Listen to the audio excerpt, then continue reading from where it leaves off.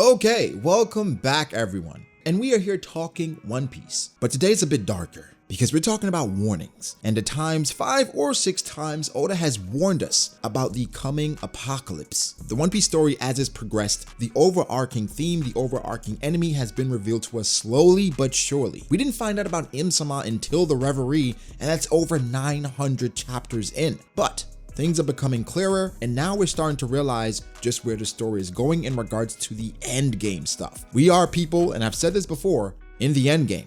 So, with that being said, don't you want to be around for the end game? Don't you want to know what's going to happen, what's going on? Subscribe to the channel, because I will be giving you updates until the end game of One Piece, and maybe even after once we get 2 pieces. So to not miss anything, subscribe to the channel, drop a like, turn on post notifications, and let's talk about the 5 or 6 times Oda has warned about the apocalypse, the coming apocalypse in One Piece. So first, the conversation the Straw Hats had with Rayleigh. So in Sabaody, we know the Straw Hats stumbled upon Rayleigh, the Dark King, then Rayleigh got into the conversation about the ancient history, the ancient kingdom, the Void, and the One Piece. Robin asked Rayleigh, did he know what happened 900 years ago in the world, during the blank century? Rayleigh responded and said, yeah, he knows. He said, we knew all of history, but little lady, you can't rush things. Just go forward one step at a time on your ship. Maybe we, and maybe O'Hara too, maybe we all try to go too fast. Even if I told you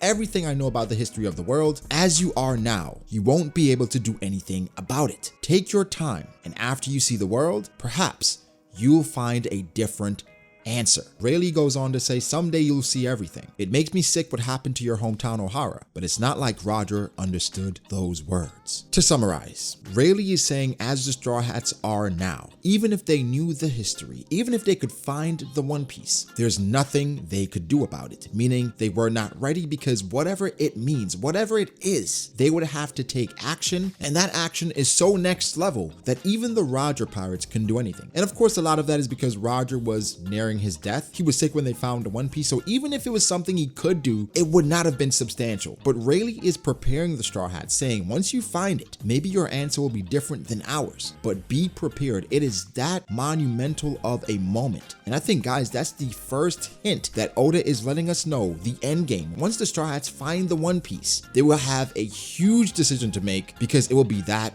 damn impactful. In Marineford, Whitebeard goes on to tell Blackbeard that the man that Roger is waiting for was not Teach. It was not Blackbeard. Goes on to say there are those who inherited Roger's will, and one day someone will appear who will inherit Ace's will. As long as that bloodline survives, their flames will never die. That will has been passed down from long ago, and in the future, someday, a man will appear bearing the weight of centuries of history on his shoulders to challenge the world. Sengoku, your world government is afraid of the coming war that will engulf the world. I wasn't interested. But when someone finds that treasure, the world will be shaken to its core. Somebody will find it, and that day will certainly come.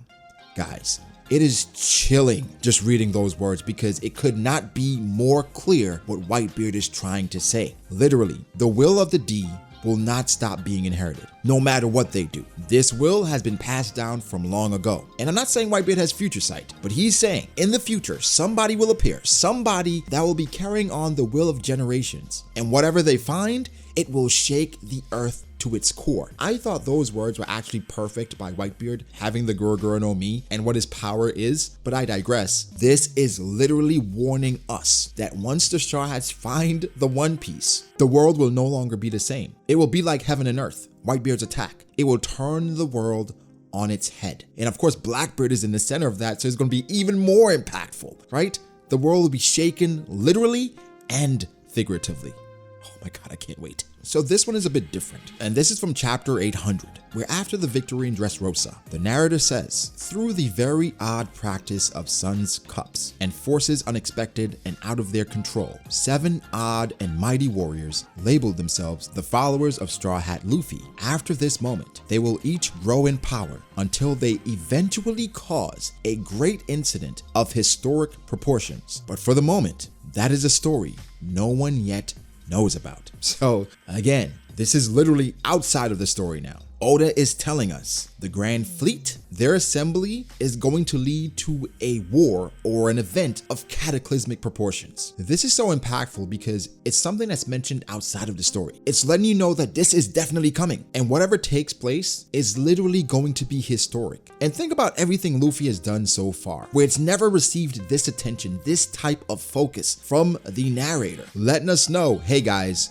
this is a cool moment for the Straw Hats, but this is a lot bigger than you think. This will have a greater impact than you think. Again, another hint of the end game. Next, we have one of the greatest speeches in One Piece, and I think one of the clearest warnings of what is to come. This is the Throne War speech by the GOAT Doflamingo. Who rules this stretch of water? Is it one of the 4 emperors of the sea? Perhaps the 7 warlords who used their trickery to get by? Or maybe those brats in the worst generation. But then there are the forces of justice. The Marines reign supreme, and the Revolutionary Army, the will of the people, is stocked with fighters to be reckoned with. And the people of the D, who have smoldered away beneath the currents of history, when will they show themselves and where? Who will aid whom? Who will betray whom? You tell those celestial dragons in Marijoa, you will be dragged from your lofty perch. It's been 25 years since Gold Roger became the first man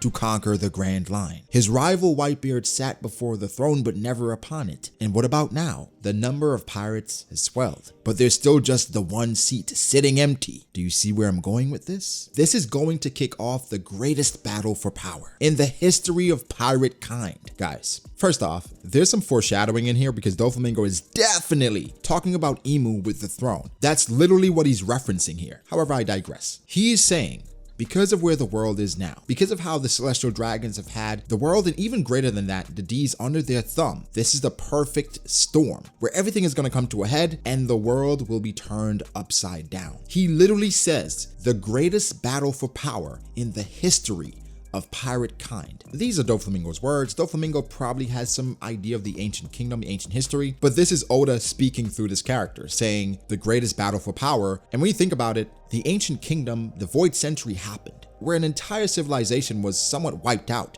erased. This is going to be greater than that. Think about that for a second, guys. Next, we have the words of Kozuki Oden, where Toki was preparing for Oden's death. But we have some very powerful words that again is warning us of the apocalypse. So it says to be carried on by the players of the next stage. And this is after Oden's death. Says Toki, I have reached my limit. If I fail to defeat him, there will be no others who can stop Kaido for a long time. Over 20 years ahead of us, there will likely be a massive war, terrible enough to split the seas themselves. In other words, in another 20 years, the primary figures of this great war will muscle their way into the new world. They are the ones who can strike down Kaido. A long winter will settle over Wano. Again, guys, we have Oden saying 20 years from now, if I don't win, then a war is going to happen. A war that will split the seas. Think about the dialogue being used here. A war that can split the seas, shake the earth to its core, the greatest battle in the history of pirate kind. These are cataclysmic, end of series, end of the world type verbiage where Oda isn't parsing words here. He's literally telling us at the end, everything will be different. Now, the last one is a reference, but kinda, but not really. Where's the Gorosei talking to Im-sama about the cleansing? Now, why I connect these is because I feel like the cleansing is going to bring about a reaction where the world finally realizes the government for what they are. So,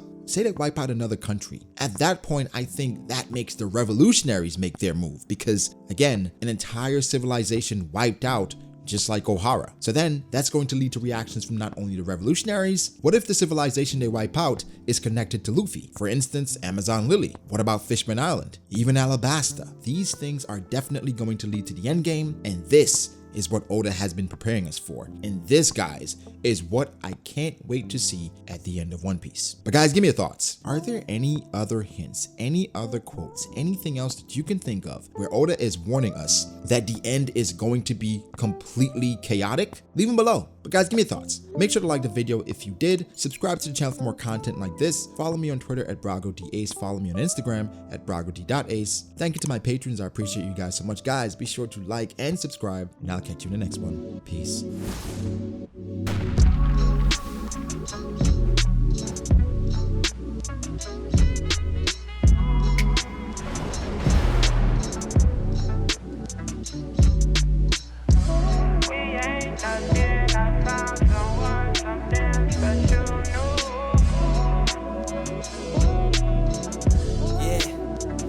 okay. I start doubting me, I felt lost. I rewrite it.